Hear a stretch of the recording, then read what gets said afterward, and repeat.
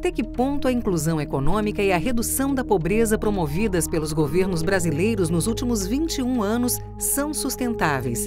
E a que custo foram obtidas? Essas perguntas pautaram a palestra de Rubens Penha Cisne, economista e professor da Fundação Getúlio Vargas, em reunião do Conselho Técnico da Confederação Nacional do Comércio de Bens, Serviços e Turismo, CNC. Segundo Rubens Penha Cisne, parte da redução da pobreza e do aumento da classe média ocorridos entre 1995 e 2016 se explica em função dos termos de troca favoráveis, isto é, da relação entre o valor das importações e o valor das exportações do país nesse período, e ainda da forte acumulação de passivos externos ao longo desse mesmo tempo. Todavia, para o professor, o caminho escolhido põe em risco o futuro do país ao gerar ciclos de grande alternância e baixa previsibilidade, comprometendo os investimentos e a própria sobrevivência do setor produtivo. É importante nós nos perguntarmos qual foi o custo para o setor produtivo de todo esse processo. É um custo muito alto. O empresário planeja, com base em números que ele pretende que se mantenham no longo prazo, e logo ali na frente o que ele vê? Ele vê exatamente o oposto daquele sentido otimista que ele planejara, né? Qual é a função do governo? A função do governo é tornar esses ciclos menos abruptos, né? Como que se faz isso? Por exemplo, termos de troca favoráveis, vamos, nesse período, ao invés de ter elevadíssimos déficits na conta corrente, vamos fazer o contrário.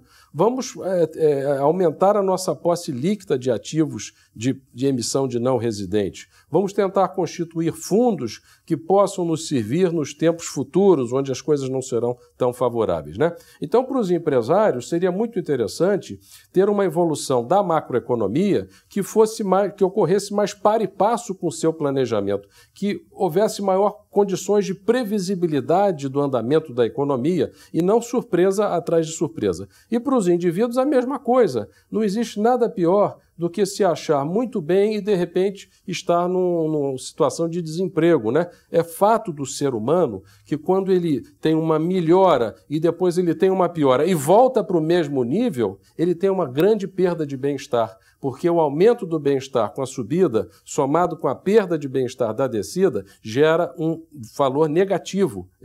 As pessoas se acostumam, né? Isso se sabe desde o Duesenberg, que chamava a teoria dos picos prévios de poder aquisitivo, né?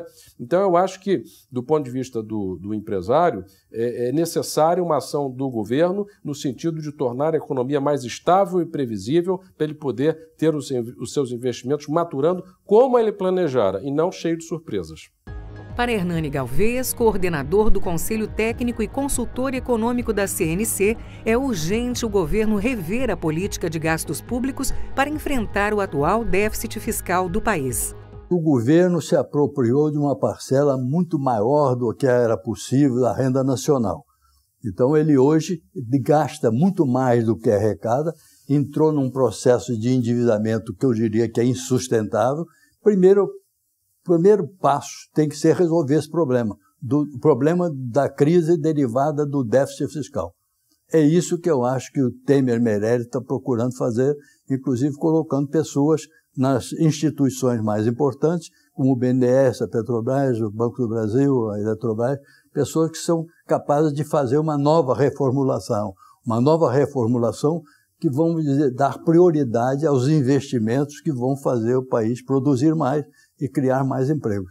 É verdade que a situação fiscal está muito ruim, não tem dúvida disso, mas pode ser uma grande oportunidade dessa rearrumação da economia e criar possibilidades para que a classe política comece a trabalhar com uma outra ótica de entendimento do orçamento público, que faça com que o orçamento público daqui para frente seja tratado não como uma peça quase que de ficção como é feito hoje, que permitisse aumento real de 6% ao ano, mas que tenha um crescimento zero, que é o que está se discutindo agora, e crescimento zero significa negociar, coordenar os interesses dos diversos grupos de interesse dentro da sociedade.